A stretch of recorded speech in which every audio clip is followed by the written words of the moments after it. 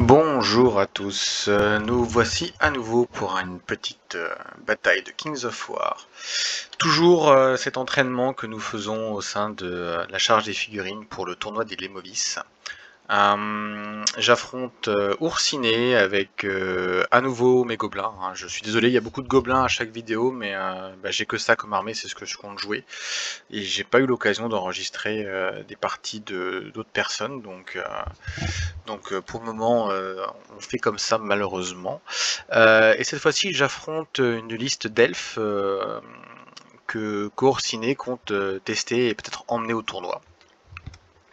On est sur le scénario domination, avec ici un objectif central qu'il faut contrôler à la fin du tour 6, il faut être à 12 pouces, et c'est la puissance d'unité présente sur ces 12 pouces qui permet de savoir qui gagne. Donc un terrain de jeu assez classique, hein, une forêt ici, une autre forêt là, une autre colline, un infranchissable, un autre infranchissable, des petits obstacles ici, un autre ici, on a un terrain difficile là, un autre terrain difficile ici. Oursiné a l'initiative du mouvement. Je sais plus qui a l'initiative du déploiement, mais à la base, sur mon déploiement à moi, on voit que je me déploie principalement sur la gauche, alors que mon adversaire va se déployer sur toute la ligne. Et quand je vois qu'il se déploie sur toute la ligne, mon idée de base vraiment c'est d'abandonner mon flanc droit et puis de concentrer sur le flanc gauche et le centre, en me disant que je vais essayer de positionner mes tireurs sur la colline pour aller tirer sur le centre et le sécuriser.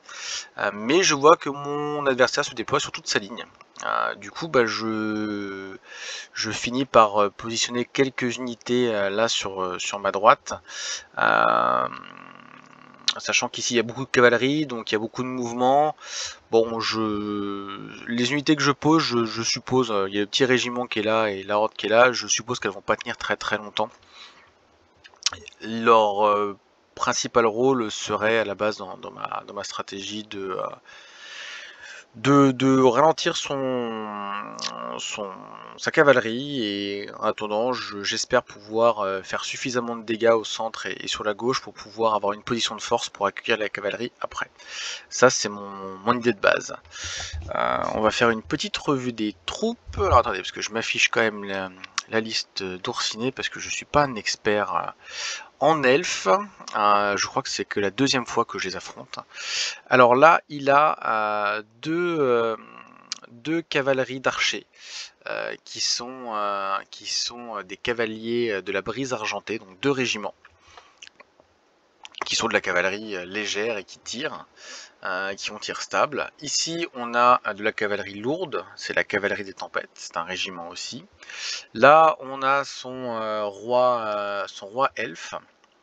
On a un scorpion ici, donc on a une aile gauche chez Oursiné qui est très très mobile. Et un centre qui finalement est assez léger, puisque sur ce centre, donc on va retrouver le roi elfe qui est là, on va retrouver ici un archimage elfe, un autre archimage là qu'on voit à peine qui est caché derrière. Cet archimage là d'ailleurs il a le bâton des tempêtes, donc il a éclair 3 plus éclair 5 de base.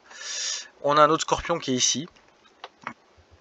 Là on a un régiment, si je ne m'abuse, de...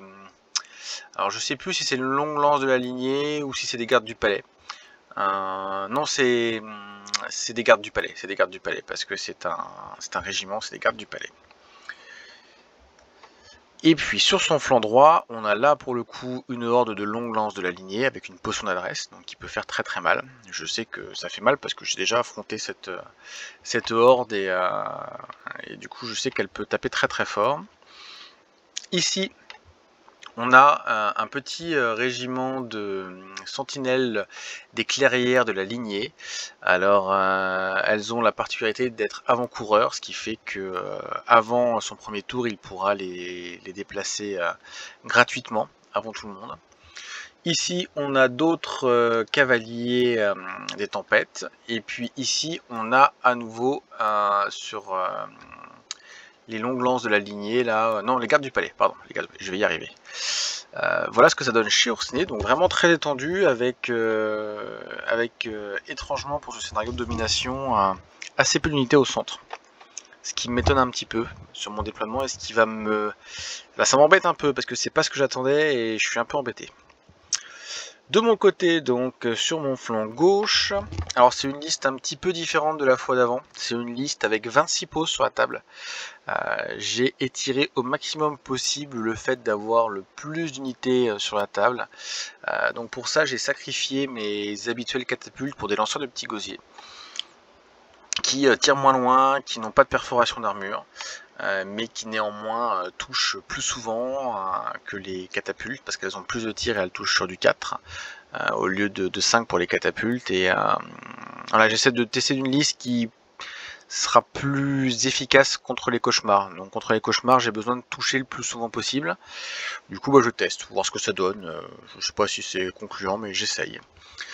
Ici, on a un bout de feu gobelin, un autre bout de feu gobelin. Ça, c'est une horde de racailles. Ça aussi. Toute mon infanterie, ce sera des hordes de racailles. Même si on voit qu'elles ont des petites lances, même si là on voit que c'est des archers. C'est du proxy, j'ai pas encore toutes les figues, mais c'est que des racailles sur la table. Là, on a 3 trombones de guerre qui sont placés derrière la horde ici.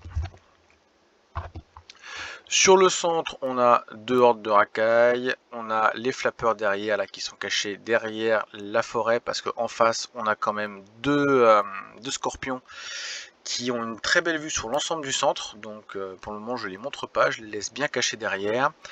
Là on voit pas trop mais j'ai un boomer, j'ai 2 boomers, il y a un autre boomer qui doit être par ici là, et puis là on a un mage, 2 mages, on a un 3e mage et on a aussi Magua Njos qui est caché derrière en héros. Et puis sur mon flanc droit qui est très léger, hein, j'ai là c'est aussi 2 lanceurs de petits gosiers. Pareil, j'ai proxysé. Et là j'ai aussi un petit régiment de racailles qui est proxysé aussi avec un régiment que m'a prêté Oursinée. Parce que les figues sont pas prêtes là non plus. Donc voilà, un flanc droit quand même assez léger. Hein. Sur le tour 1, parce que Oursinée a l'initiative, ben, bien évidemment il va avancer sa cavalerie légère qui tire le plus possible. Et là il réoriente sa cavalerie lourde de façon à pouvoir impacter le centre. Là on voit un petit peu ce que ça donne. Donc on voit quand même que je suis de ce côté là je suis assez mal. Hein. Je suis assez mal parce que en plus j'ai mal positionné ma horde là, ce qui fait que je vais pas pouvoir la replacer, la repositionner au tour d'après. J'aurai pas la place à cause du fait que je suis bloqué derrière là par le lanceur de petits gosiers. Donc ouais, je suis pas très confiant sur ce flanc là, c'était pas ouf sur le déploiement. Sur le centre, on voit vraiment un centre qui est vide, hein. Il y a personne au centre, hein. Alors que l'objectif central est là, c'est celui qu'il faut tenir, il n'y a personne. Enfin il y a personne, il y a le roi elfe là, il y a les archimages, et puis il y a le petit régiment ici, et on voit que les scorpions là, ils ont par contre une très belle vue hein, sur tout le centre. Alors on a fait une table aussi où au centre c'est dégagé, donc c'est comme ça. Mais là il y a vraiment une très belle vue sur l'objectif final.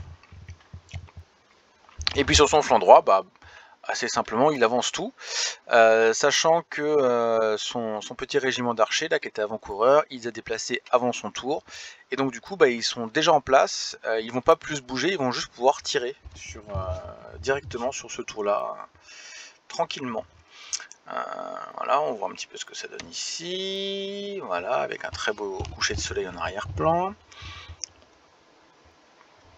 Quelques tirs, donc je vais me faire tirer avec les scorpions qui sont en bas ici, je vais me faire tirer sur mes unités qui sont là.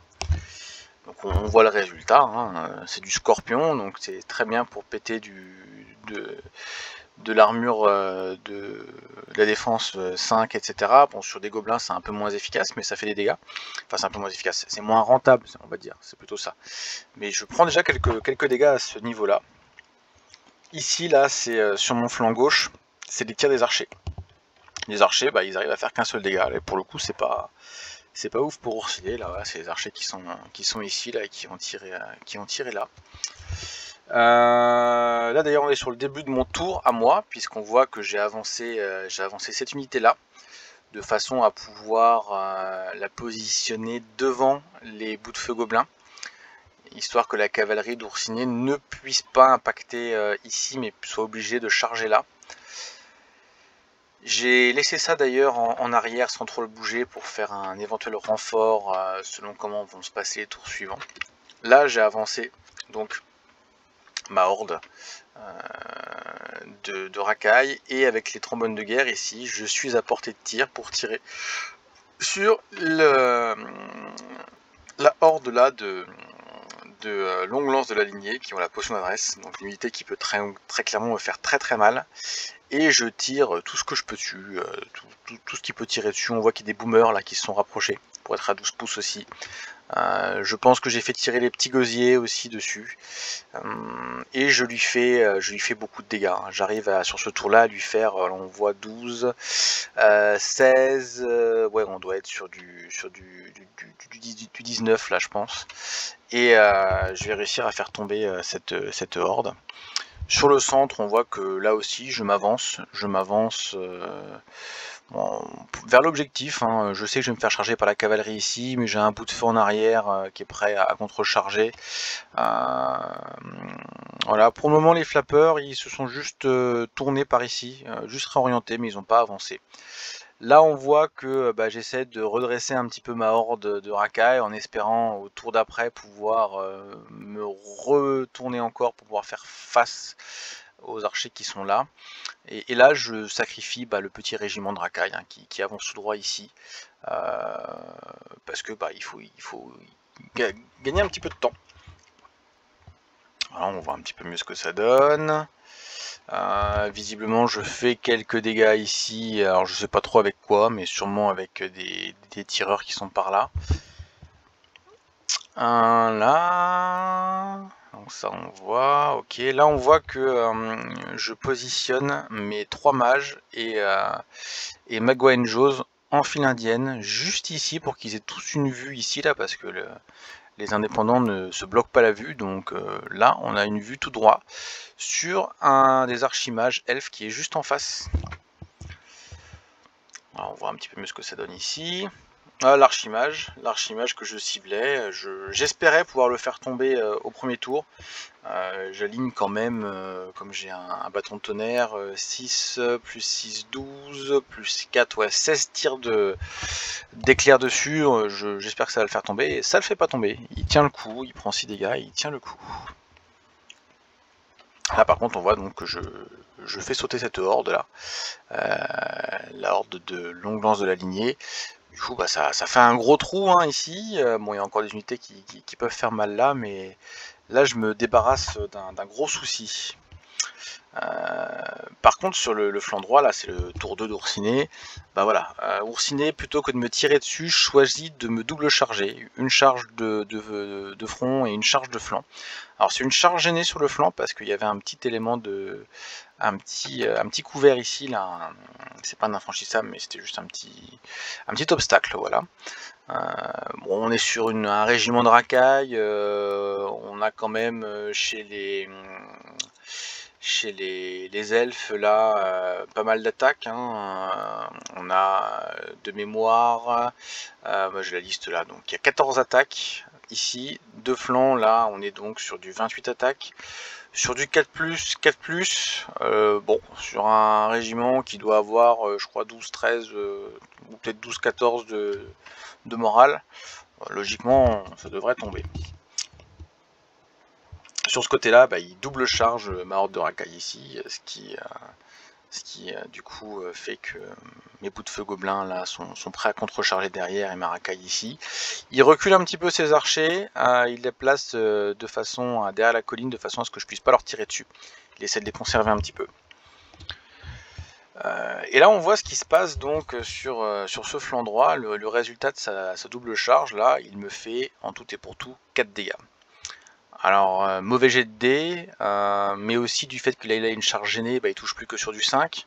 Donc 24 attaques sur du 5+, 4+, c'est pas ouf. Et ouais, il a pas de chance, il fait 4 dégâts. Ce qui fait que le petit régiment, là, il tient. Et ça, c'est bien. On peut voir aussi qu'au centre, il me charge avec sa cavalerie ici, il me charge avec son héros, et là, il fait tout de suite beaucoup plus de dégâts.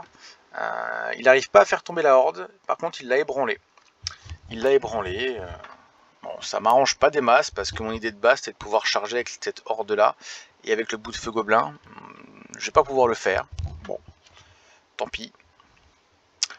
Ici, j'ai pris des dégâts avec les mages de mémoire et les scorpions aussi. Sur ce flanc là, on voit que sa double charge sur la horde, bien évidemment, elle fonctionne, hein, il les fait tomber sans problème. Par contre, on voit qu'il se positionne là d'une façon qui va m'intéresser, puisque je vois qu'ici là, j'ai quand même un bout de flanc ici, hein, il y a un peu plus d'1 pouce. Et je me dis qu'au tour d'après, je me pose la question de comment je vais faire pour charger ce flanc. Parce que ça, je peux pas le charger, parce que de fait, je peux pas pivoter et y aller. Ça passe pas, parce que je suis bloqué ici. La solution, elle va être de reculer de 2,5 pouces ce chariot-là. Ce qui va me permettre après d'orienter celui-ci, de le pivoter de façon à pouvoir venir charger ici. Et d'ailleurs, je pense qu'on va le voir après sur les photos. On voit juste le résultat. Alors donc ouais, donc là je recule un tout petit peu cette unité là, je pivote ici pour pouvoir charger 2 flancs, et je charge aussi 2 fronts avec cette horde là sur sa cavalerie lourde. Le résultat, c'est qu'effectivement je lui fais tomber sa cavalerie lourde. Je perds un bout de feu gobelin bien évidemment, mais c'est pas mal du tout, on voit aussi que là j'ai avancé mon unité ici, qui était placée, je sais pas si on la voit avant, mais c'est celle-ci là, elle a juste avancé et pivoté. Les bouts de feu gobelins, pas les bouts de feu, les trombones là, ils se sont orientés de façon à espérer tirer ici ou ici. J'ai un peu éparpillé mes unités de tir là, je sais pas si c'était une bonne idée, mais bon, ma foi c'est comme ça. Sur le centre ici, là on voit que j'ai été chargé j'ai pas été chargé d'ailleurs, parce que j'ai pas pu aller jusqu'au contact. J'ai avancé de tout mon mouvement possible pour venir ralentir cette unité, ce petit régiment qui était là. L'idée c'était simplement de le bloquer, que je me fasse pas charger derrière, et de le tenir le plus éloigné possible de l'objectif central.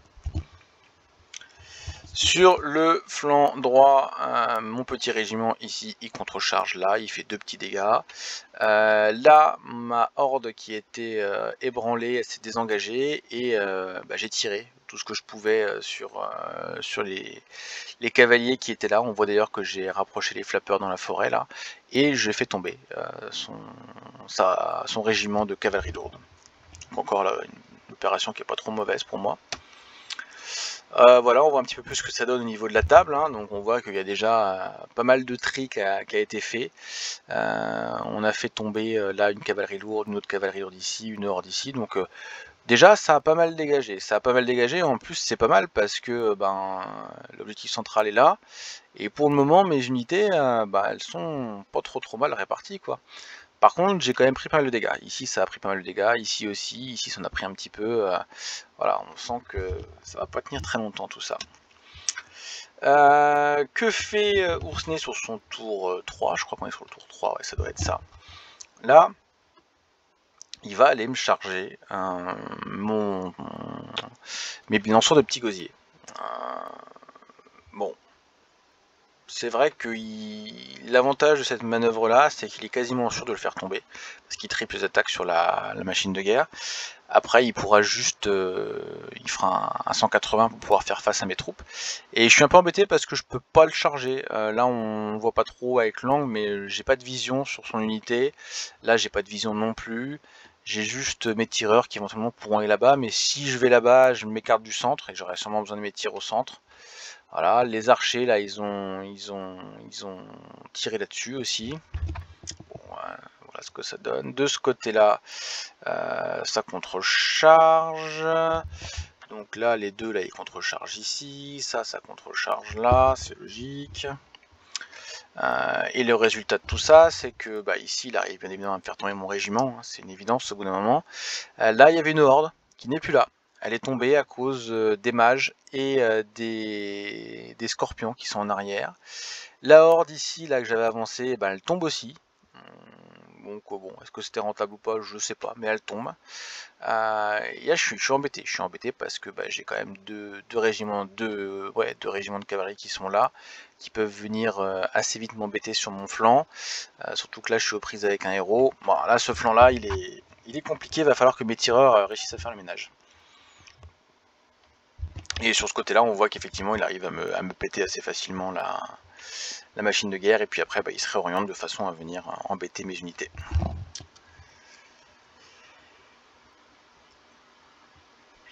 Alors, on voit un petit peu au centre ce que ça donne. Alors, oui, bah c'est mes mouvements à moi, ça. Hein, donc, je crois que j'ai pas mes mouvements. Si, je dois les avoir parce que là, ouais, non, c'est ça, c'est juste deux photos de. Ok. Ouais, il me fait tomber, il arrive à me faire tomber ma horde là au centre, qui est ici par son héros là. La horde tombe, donc là c'est à mon tour à moi. Là, je vois que j'ai une possibilité de charger ici. Sur le flanc gauche, je vais positionner mon bout de feu pour simplement bloquer ici. C'est-à-dire que je le pivote juste pour le retarder le plus possible. Je laisse un petit tireur ici pour pouvoir éventuellement le tomber. Là, on voit que je vais concentrer mes tirs ici. Ici, ça va tirer là-dessus aussi. Là, ça va tirer là-dessus. Les flappeurs, on verra après, ça se concentre plutôt sur le centre. Là, je vais charger son porte-drapeau, parce qu'il avait un petit porte-drapeau ici, son porte-étendard que j'avais pas signalé. Ici, je vais charger les archers, sachant que bah, j'ai la colline, hein, j'ai le bénéfice de la charge de la colline, donc je suis assez confiant de ces deux côtés. Et bah, on voit les résultats. Le porte-étendard, là, qui se prend 25 attaques, plus, je crois, des petits gosiers, que j'avais dû recharger avec le lanceur de petits gosiers, je lui fais 3 dégâts. Bon, il tient. Les archers, je leur fais 8 dégâts. Ils tiennent. Ça commence à être un petit peu embêtant. De ce côté-là, je vais effectivement charger avec le bout de feu gobelin, l'idée étant de lui faire le plus de dégâts possible et puis de le ralentir autant que possible. On voit que le bout de feu, je l'ai pas encore enlevé de la table, mais en explosant, il a fait 6 dégâts sur cette unité-là, ce qui est déjà pas si mal. Là, on voit un petit peu ce que donnent mes tireurs, comment je les ai orientés, hein. Donc ça tire là-dessus. Il y a des boomers qui vont tirer dessus aussi, il faut vraiment que ça tombe. On voit que les flappeurs, ils sont orientés de façon à tirer sur les mages qui sont là au centre. Là, on voit que les mages, eux, ils sont orientés de façon à tirer là-dessus. Et puis, Magua Njose, lui, qui est dueliste, décide de charger le héros adverse. Donc, en tant que dueliste, il va doubler ses attaques sur le héros adverse. D'ailleurs, on voit hein, au niveau des dégâts, voilà, je lui fais des dégâts. Ici, je fais des dégâts, mais j'arrive pas à le faire tomber. Là, on voit que j'arrive à faire quelques dégâts, 6 dégâts au tir, et j'arrive à l'ébranler grâce à mes tireurs, donc ça c'est pas mal. Sur le centre, ouais, on voit ce que ça donne sur le centre, hein. Du coup je lui fais quand même 9 dégâts, il est ébranlé, mais il est pas mort. Et là j'ai un petit mage qui prend des dégâts, je crois que c'est des archers qui me tirent dessus, il me semble. Voilà une petite vue d'ensemble, donc on a là, on est au tour 5, hein, donc on a pas mal avancé. Qu'est-ce que ça a donné au tour 5? On a les archers ici, qui ont réussi à vaincre la horde. On a un porte-étendard ici, qui tient le coup. On a des unités de tourcinés là qui reviennent par ici. On a là les unités qui étaient ici, qui vont charger un trombone de guerre, donc qui s'éloigne du centre. Je me pose encore des questions, je me demande quel est son plan. Là, cette unité-là est ébranlée, et là, il va les charger. Alors là, j'ai fait une grosse bêtise. On va revoir un tout petit peu avant. Voilà, je positionne ici mes mages, là, pour pouvoir tirer sur la cavalerie qui est là. Là, on voit bien, là. Là, mes mages, ils sont ici pour pouvoir tirer sur la cavalerie qui est là. Là, profiter du passage ici. Et quand je vois mon bout de feu, là, j'ai encore pas intégré que les bouts de feu, enfin je sais que les bouts de feu disparaissent à l'explosion, c'est normal, mais dans ma tête, quand il y a une unité ici, ça bloque mais en fait c'est pas le cas, une fois que ça a pété ça bloque pas, donc je me fais charger mes indépendants ici, sachant que j'ai 1, 2 indépendants, 3 indépendants, 4 indépendants, et que quand on tue un indépendant on peut avancer d'un des 6 pour tuer un autre indépendant, donc avec sa charge de cavalerie là il pourrait potentiellement en buter 1, 2, 3, 4, et puis pas n'importe lesquels, c'est tous mes tireurs d'éclairs. Du coup bah voilà, ici il charge ici et bah, je suis mal.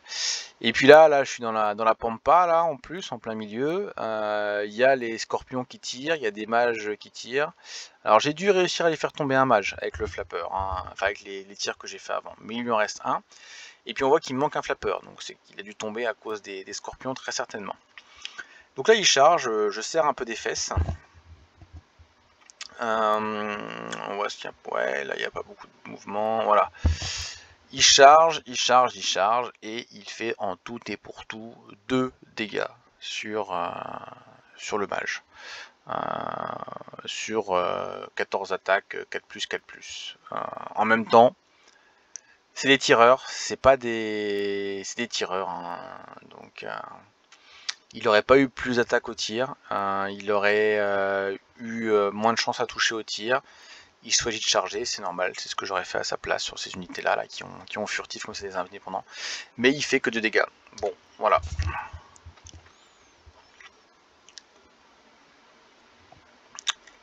Tac, là on voit ce que ça donne donc au tour d'après, après que j'ai effectué mes tirs. Alors, on voit qu'ici, là, j'ai réussi à dégager le mage qui était là.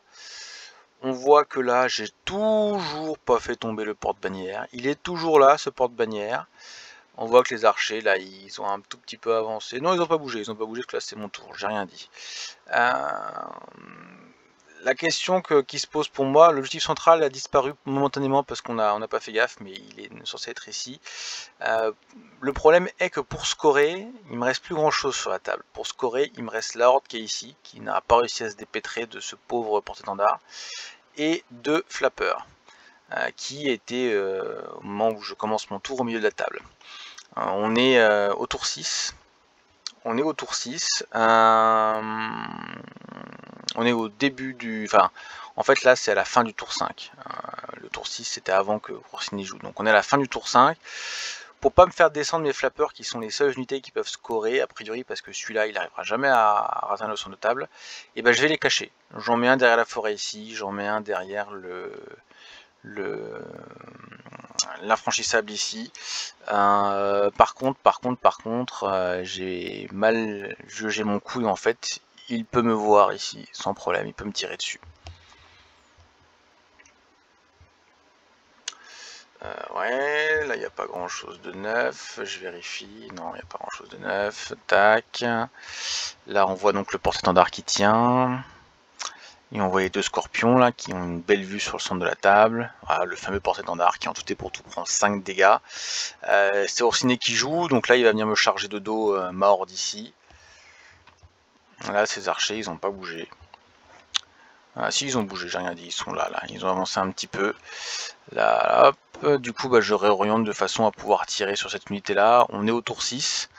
Donc je réoriente pour pouvoir tirer là-dessus et puis après je vais déplacer mes flappers par ici.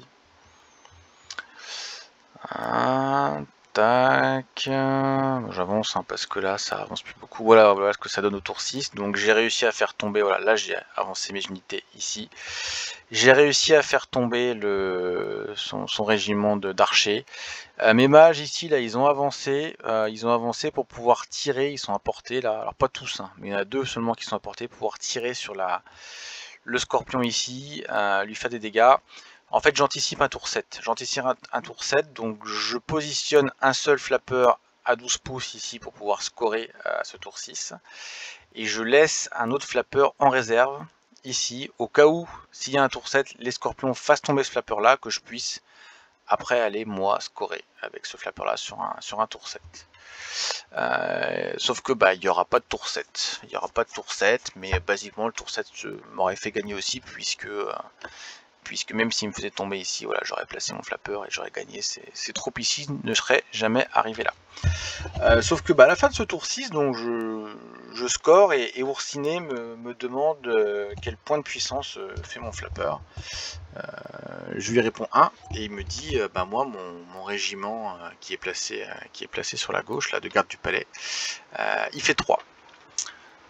Je lui dis oui mais il n'est pas à 12 pouces de l'objectif. Et c'est là qu'Oursinet se rend compte de son erreur, il a mal compris le scénario. Pour Oursinet, c'était pas 12 pouces autour du point central, c'était 12 pouces de la ligne médiane. Donc il a joué toute sa partie en espérant scorer à 12 pouces de la ligne médiane. Ce qui explique pourquoi il s'est étalé tout le long, ce qui explique pourquoi au centre il était très faible, ce qui explique pourquoi ces unités ici là, elles ont été chargées le plus loin possible, ce qui explique aussi pourquoi une unité, son régiment qui était là, plutôt que d'essayer de tenir le centre, a été chargé un trombone de guerre par là. Ça explique beaucoup de choses sur la démarche Oursinet, qui du coup perd cette partie.